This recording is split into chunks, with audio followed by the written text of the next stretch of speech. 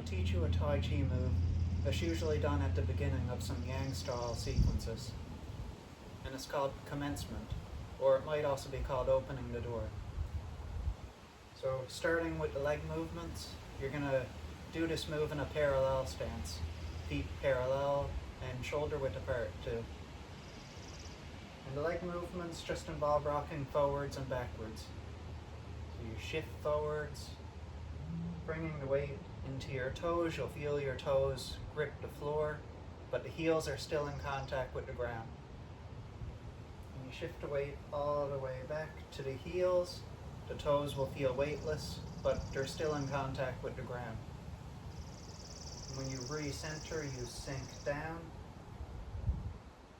And repeating the move as you shift forward, you straighten the legs a little bit, coming up, shift back, recentering, sinking down.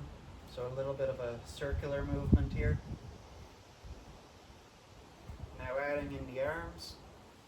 As you shift forwards, the arms are going to move forwards and up. So lifting from the wrist.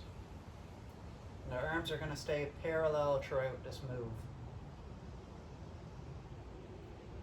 Then as you shift back, the arms bend at the elbows so they're sinking down, hands drawing in. So again, shifting the weight to the heels as you sink down, bending the legs, the hands are going to press down. So it's like you're about to put your hands onto a tabletop, resting the hands here next to the hips. Repeating the move, again lifting up, leading with the wrist.